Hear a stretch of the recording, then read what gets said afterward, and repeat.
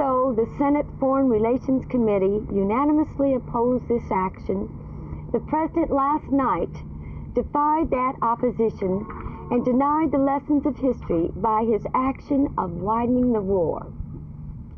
What can we do as people whose only power, if we have any power left at all, is in our voices and our votes? Even though the hour is late and the situation desperate, we can utilize both our voices and our votes.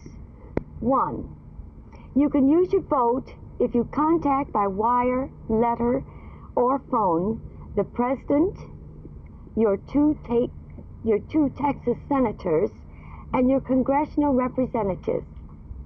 You can use your vote tomorrow by voting for those candidates who have demonstrated a concern for peace and against those who have demonstrated by their votes that they are controlled by the military-industrial complex.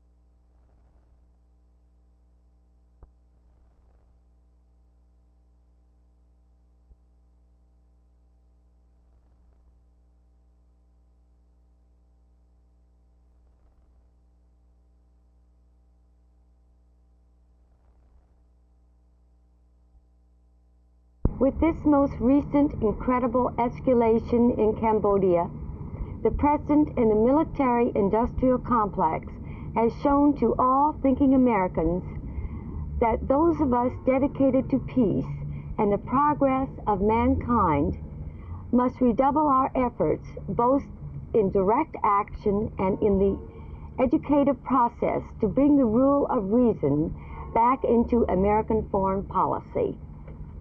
We are announcing today a program of forums, seminars, and person-to-person dialogue that will attempt to bring to this community an adequately informed public that can make itself heard on this most important of all issues. One of the problems faced by many physicians is both moral and legal, that of abortion. Now in 37 of our 50 states, abortion, except to save the life of the mother, is illegal.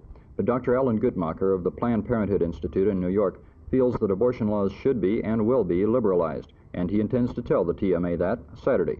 Dr. Guttmacher also says criteria on abortion should be a matter of the patient's health and not of morals. If the physician feels that your life situation or your health would be improved by the elimination of your appendix or your tonsils, he does it. If the physician feels that the elimination of a pregnancy, which you desire to have eliminated, serves your good ends, unquestionably he will do it. On the other hand, I can easily see that if a young couple who've been married 2 years come in and say they seek abortion, and the doctor goes into the situation and discovers these young people haven't thought it through and don't realize that the creation of life isn't always so easy, he may very well counsel them against the abortion. So I think you have to give the physician the latitude of wise choice. Now, if a girl comes in 17 unmarried, I think it'd be a hard-hearted physician who doesn't feel that her situation would be benefited by the elimination of the pregnancy. In such a particular situation, isn't this going to result in a drastic loosening of our morals, especially sexually? I don't think so. There seems little likelihood. Abortion now is so common that it's hard to believe that our sex ways will be greatly changed by it. We hope, of course, that abortion will not take the place of effective contraception, birth control. My feeling is that birth control is far wiser. It's much safer, I think, to prevent a pregnancy than to eliminate it, psychically, physically, morally, and therefore I'm going to plug strongly for effective contraception. But we need abortion or a backup mechanism for either failure to use contraception or failed contraception. Another large topic for discussion at the TMA convention is that of narcotics, and the Texas Research Institute is using Channel 8's documentary film, Whatever Happened to Mary Jane, to educate doctors and to help them resolve that problem.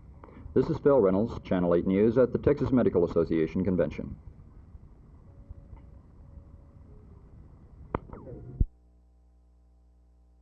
At one time, plastic surgeons only treated one man for every 50 women who got facelifts. Today, the ratio is more like 1 in 10. And most patients today are just working people who want to go back to the job looking younger. Dr. Frank Dunton tells the Texas Medical Association at their convention that much can be done to make the older person look younger. But, he cautions, plastic surgery is no fountain of youth.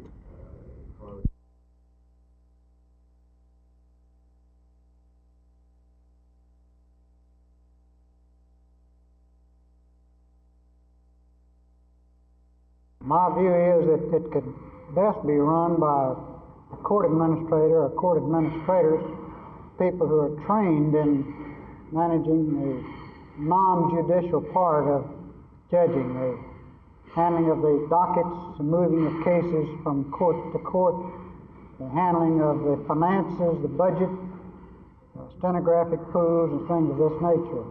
Through the use of court administrators, would it be your recommendation that some judges be moved from place to place when their court docket was pretty well under control? By all means, with a court administrator and a unified judiciary, we would do away with the lines of judges just taking care of a particular thing like domestic relations or probate matters or criminal matters. All judges above the level of county court would be equipped to do any job, any place.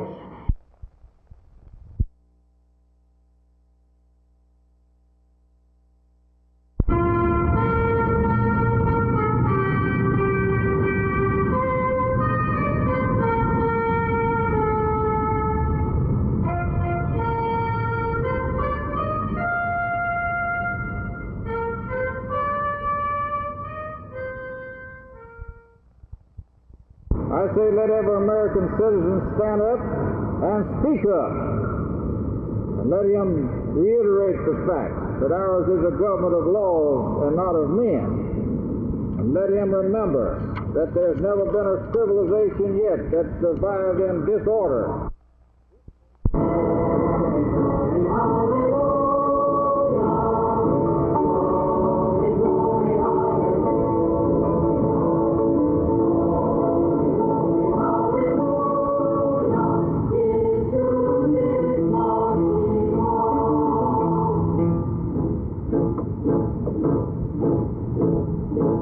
Then Pettis Norman read from the words of President Nixon's address on Law Day.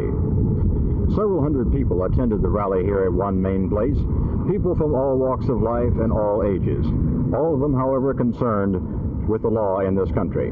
This is Law Day 1970. Carl Mayo, Channel 8 News.